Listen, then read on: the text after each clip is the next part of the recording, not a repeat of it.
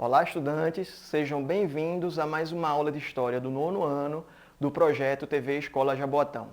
Eu sou o professor Rafael e na aula de hoje a gente vai conversar um pouquinho sobre a ditadura civil-militar. Mas antes, vamos dar uma olhadinha no desafio que eu deixei para vocês na aula passada, tudo bem? Bom, qual dessas afirmações sobre o governo de João Goulart pode ser considerada incorreta?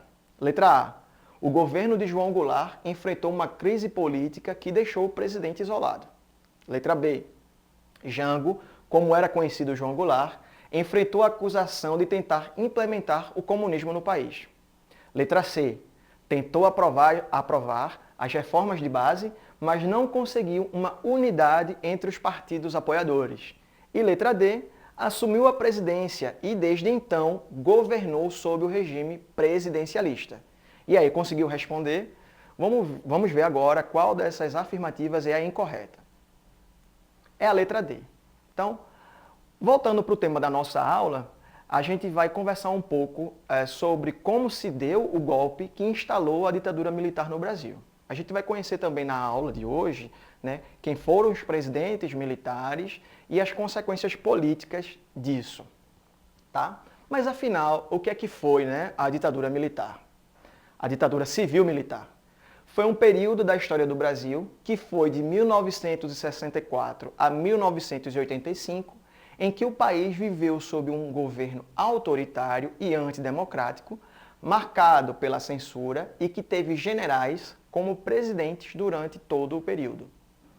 A ditadura civil-militar, também conhecida como regime militar, teve início com o golpe que se iniciou em 31 de março de 1964 e que depois, ou seja, que tirou do cargo o presidente João Goulart, ou Jango, como ficou conhecido.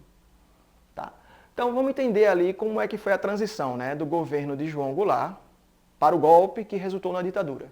Tá? Então, diante da iminência de uma guerra civil e da interferência direta dos Estados Unidos, João Goulart preferiu não resistir. Então, no dia 1º de abril de 1964, a maioria dos comandos militares do Brasil aderiu ao golpe iniciado no dia anterior, no dia 31 de março. Então, o presidente do Senado declara vago o cargo de presidente da República, legitimando assim o golpe. Os militares, então, assumem o poder e impuseram no país um regime autoritário marcado, entre outras coisas, pela censura e pelos atos institucionais. Mas o que são esses atos institucionais? A gente vai conhecê-los agora. Os atos institucionais, ou ato institucional, é uma medida que tem força de lei, que é imposta sem que o Congresso ou a população sejam consultados, o que já mostra o caráter autoritário do regime militar. Então, quando um presidente da República quer criar uma lei, ele submete essa lei, né, à aprovação do Congresso. Já o ato institucional não. O ato institucional é um decreto que funciona como lei sem que seja consultado pelo Congresso ou pela população. E tem que ser, nesse caso, ele é imposto, aprovado e obedecido, digamos assim. Então, para legitimar o golpe, em 9 de abril de 1964 foi instituído o ato institucional número 1, conhecido depois como AI-1.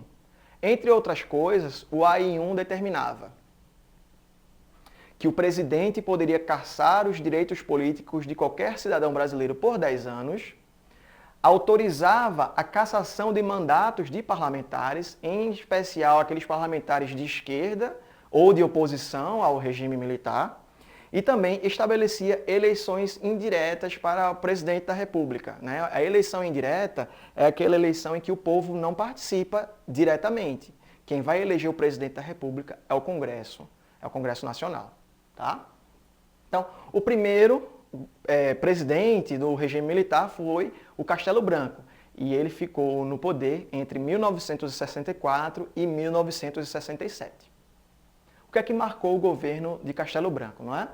Bom, ele conseguiu arrefecer um pouco, ou seja, diminuir, né, a crise financeira, mas para isso precisou impor sacrifícios aos trabalhadores, o que impactou na popularidade dele. Né? Então, com a popularidade de Castelo Branco em baixa, vários governadores de oposição foram eleitos nos estados. Então, para isso, ele vai baixar o AI-2, o Ato Institucional número 2, que estabelece no Brasil o bipartidarismo. E o que quer dizer isso, né? Bipartidarismo diz que apenas 2 partidos poderão funcionar no Brasil. O do governo, que era o Arena, e um de oposição, mas uma oposição branda, que foi chamado de MDB. O decreto AI-3 também foi estabelecido e ele determina eleições indiretas para governador. Tá? E aí também vem o AI-4, que promove a reabertura do Congresso, mas apenas para aprovar a nova Constituição, que vai aumentar o poder do presidente. Ele também vai aprovar a chamada Lei de Imprensa, que estabelece de vez a censura aos meios de comunicação, e também vai aprovar a chamada Lei de Segurança Nacional, que poderia prender qualquer pessoa que fosse considerada subversiva aos olhos do governo militar. O segundo presidente foi o Costa e Silva, e ele ficou no poder entre os anos de 1967 e 1969. E o que é que marcou, né, o governo de Costa e Silva? Bom, o governo Costa e Silva é marcado pelo endurecimento do regime e pelo aumento de manifestações contrárias a ele. Estudantes e operários se mobilizam. Um deputado da oposição faz duras críticas ao regime, o que vai motivar a criação do AI-5, o mais violento dos atos institucionais. O AI-5, entre outras coisas, permite o fechamento do Congresso Nacional, permitiu a cassação de políticos eleitos pelo povo, permitiu o decreto do estado de sítio, que é um dispositivo em que o presidente pode interferir diretamente nas liberdades individuais dos cidadãos, e vai suspender também o direito a habeas corpus dos presos sob a Lei de Segurança Nacional.